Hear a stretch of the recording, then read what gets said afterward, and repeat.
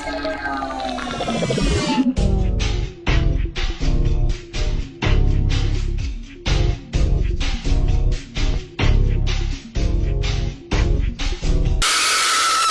remember that? Sorry for the screamer, didn't mean to do that to y'all, if you even get the reference.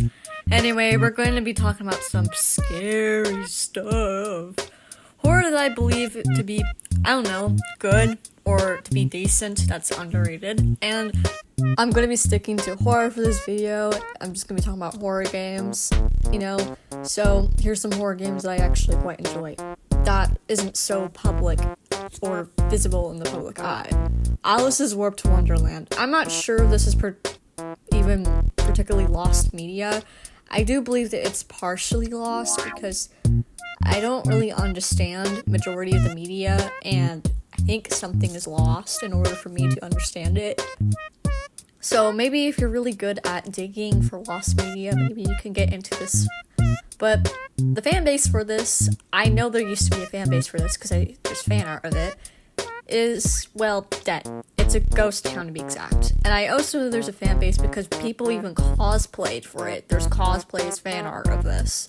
So there had to be a fan base at one point. Probably not as big as Undertale or any other horror game at the time. But I believe, like, to a theory, like, this is, like, my game theory, that it had, like, a fan base at one point. A huge fan base? Probably not, but probably a good size. And someone could say maybe this game never got a follower base in the first place, but I don't think so. So, yeah.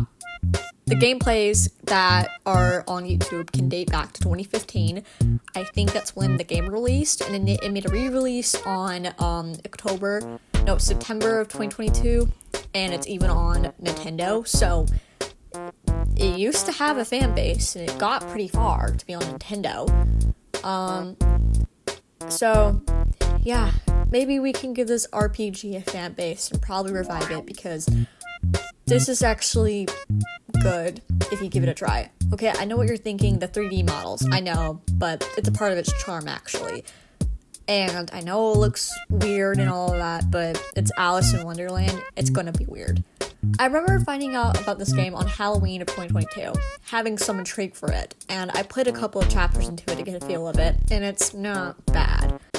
The art is quite good, and the story can be intriguing. The English can be a little weird, but it's nothing lost due to the translation. In fact, even if the English was poor, it adds to it, since it's Alice in Wonderland, nothing makes sense anyway. Basically, you play as this young girl named Ariko. I think I butchered that, but it's Japanese, and I'm a stupid American, so I probably already did already. And she's a young girl who gets trapped and awakened at a school only to be appeared and comforted by the Cheshire Cat. I also probably butchered that in the comments, don't harass me on that. And Bro's not really a cat. In fact, the official website says that Bro is a hooded man. So, the name's kind of deceiving. Well, as human as Bro can get. I mean, he's hooded and he can see through the hood, and that hood's kind of deep on him, so, like, really low on him, so I don't think he can see from that, unless he's, like, a spirit or whatever. And he also, like, floats, I think, from what I remember. I mean, he doesn't really have hands, so I do believe that he is, like, probably a ghost or something. He's something, guys. He's something. So, he calls her Alice. Alice is not her real name. I mean, I think it is. Alice is, like, a part of her name, but Ariko is, like, her preferred name or whatever. And he's like, hey, dude, like, chase the white rabbit. And she's like, no. And then he, like, finally convinces her to, like, chase the white rabbit, which we build up to. Like, it takes a whole good, like, 2 chapters, and then finally, we follow the white rabbit, and it's eating an arm. Oh no, haha, just kidding. That's what bread looks like in this world for some apparent reason. Anyway, you chase the white rabbit and get into some shenanigans. I've only gotten into a couple chapters, and that was years ago. So unfortunately, I can't tell you the full story. So maybe you should go and find it out yourself. It's free on the Apple Store, so if you looked up Alice Wonderland, I'm pretty sure you can find it. Or maybe I'll be forced to make a whole deep dive about this game, but I won't. not anytime soon though. Presentable Liberty is the sequel to Explodable Money, created by Whirlpool, a game where you play as an unnamed prisoner with nothing to do but play games and read letters you receive. Charlotte, Salvador, Dr. Money, and Mr. Smiles are whom you receive letters from. By the way, you can only receive, you cannot give back, and you cannot write back. This is important for future notice. Charlotte is the town's baker, Salvador is one of your buddies that was freed from prison, and Mr. Smiles is your happy buddy whose only purpose is to entertain you. And Dr. Money is obviously the bad guy, and as well, a doctor sending the cure for people to help from the virus. And someone could say, oh my god, that's a spoiler. I think it's quite obvious that Dr. Money is the bad guy from the first place. So, yeah. Even though the game is quite simple, the story really does the heavy lifting, and it's quite interesting. You may have probably heard of this game because Markiplier played it, and I never really got into it because, well, I don't really watch Markiplier, and I never really thought it was interesting because I saw that gameplay, and it was just like, you're in the basement for like the whole time, and I was like, yeah, this is too long for my attention span. But I was quite young at the time, and I finally got into it 2 years ago after watching Daft9's video on it. The most stressful game I've ever played. If you do not want spoilers from this, I suggest watching this video and then returning. But if you have already played or don't care about spoilers, then we can continue.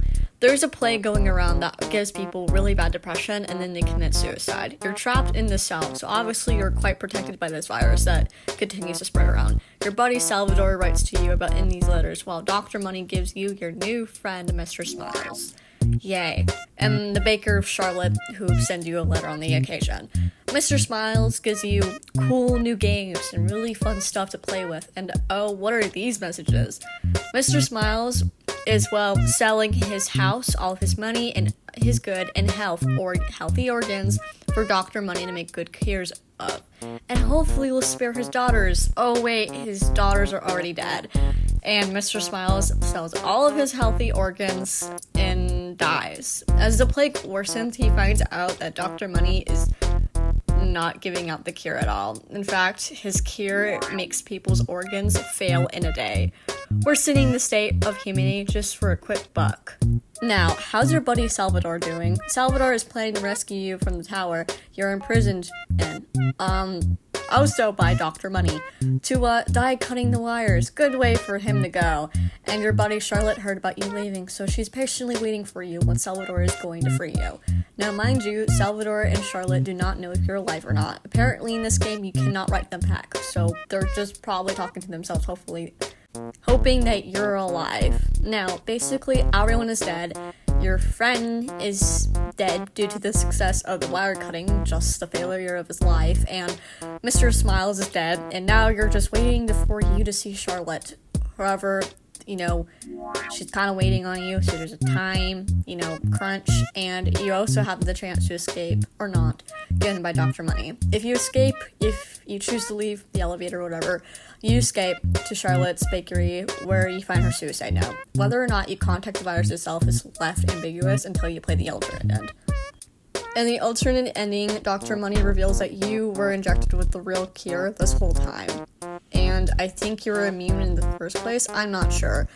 And if you stay, Dr. Money will send you a few more notes, explain the situation, the player is a cure for the virus created by Dr. Money. Now that a few select people are immune, Dr. Money will be selling your organs to the public at an outrageous price. 12 days go by and the characters one day approached before, they die. So, both of those endings quite suck. Also, another thing with the first ending is that, with the ending you escape, you're not sure if, there's other people alive. The only thing that is known is that Dr. Money and you are the only two, people are alive. That's kind of, the only thing that's canon. We're not sure if there's other strangers around the world that's alive. The only thing we know for sure is that you and Dr. Money are the only people alive. So, yeah, that's really cool endings. They both sucked. I didn't think this game would move me so much, but it did. In fact, it jerked some tears, and I do not cry because of these games. However, I feel like there's an honorable mention I should talk about. Robert Brock, aka Whirlpool, released this on December 26, 2014, while the other one was created in October that year. We talk about how fiction affects reality, but we don't talk so much about how reality affects fiction. As you can tell, Proc was really struggling with his mental health with the mentions of suicide in this story, and the sense of hopelessness, which comes with depression. In fact, when YouTubers like Markiplier and Jacksepticeye played it, it boomed his game in success, and he tried to start a Kickstarter multiple times to make remakes for his games, only to never reach his goal, leading for his suicide 4 years later in 2018, making his death be 6 years ago. I'm going to pause for a moment.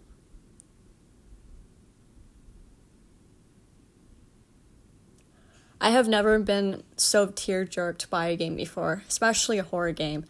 A game created by an indie developer especially. And after I watched the gameplay, Daft talked about the whole story about the developer, which put a lot more salt in the wound about the story. Even though I never knew Whirlpool till 2022 and never knew his games, I have a lot of respect for him, especially his works. I have a lot of respect for this game too, than any other horror game I've ever played. Ironically enough, I also got diagnosed with major depressive disorder.